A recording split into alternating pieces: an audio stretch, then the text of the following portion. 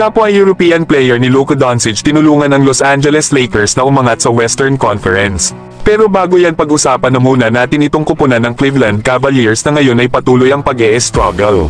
Lalo at kanina lang sa naging laban nila sa Phoenix Suns ay muli na naman silang natalo. Ito na nga ang ika-4 na talo ng Cavaliers matapos ang kanilang 16-game winning streak. Ang nakakabahala pa sa pagkatalo ng Cavaliers ay kulang na nga ang player ng Phoenix Suns kanina.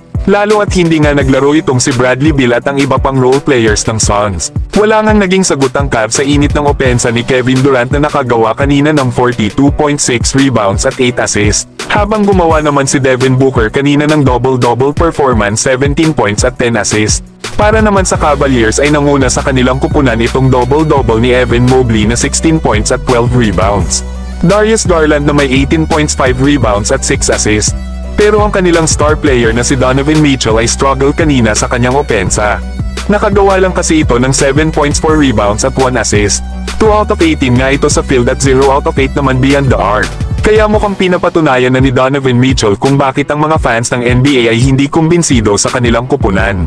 Kahit kasi sila pa rin ang number 1 team sa East, ay wala pa ring tiwala ang mga fans sa kanilang kupunan lalo na pagsapit ng playoffs. Para nga sa mga fans ay pang regular season lang ang Cleveland Cavaliers. 5 game behind naman sila dito sa Boston Celtics na kahit papaano ay malaki pa ang kanilang agwat para sa home court advantage para sa playoffs. Pero kung ipagpapatuloy ng Cavaliers ang ganitong performance, ay hindi malabong madala nila ito papasok ng postseason at baka dito pa sila mayari kapag nagkataon. Pero kayo mga idol, tiwala pa rin ba kayo sa Cleveland Cavaliers na isa silang pang championship contender? Samantalang malapit na magsimula ang playoffs sa NBA. Nagsisilabasa na ang malalakas na teams, baka isa na ang mga kupunan nyo sa mga nagsisimula ng umarangkada. Kaya maganda ngayon na pumili ng team na tatamaan at kung tama ang pili mo ay jackpot ka. Madali lang naman sumipat ngayon lalo at marami sa ngayon ang malalakas na kupunan. Kaya alam nyo na ito mga idol na sa comment section ng ating link. Maganda pa naman ngayon ang mga maglalaban. Samantalang tinulungan naman ng Lakers at si Luka Doncic ng kapwa niya European player. At ito nga ay ang player ng Portland Trail Blazers na si Deni Avdija, ang dating kakampi ni Rui Hachimura.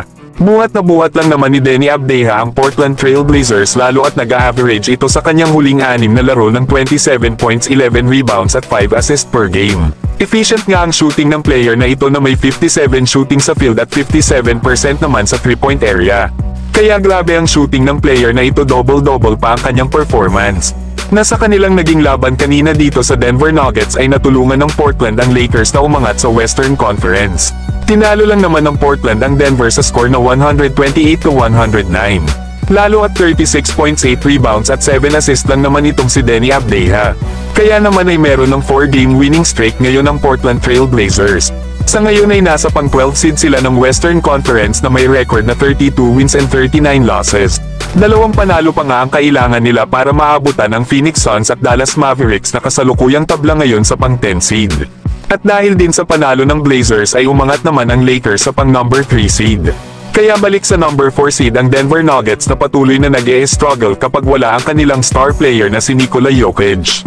Pero kayo mga idol, ano ang masasabi nyo kay Deni Avdija? Malaki ba ang chance na maging all-star player ito sa Portland?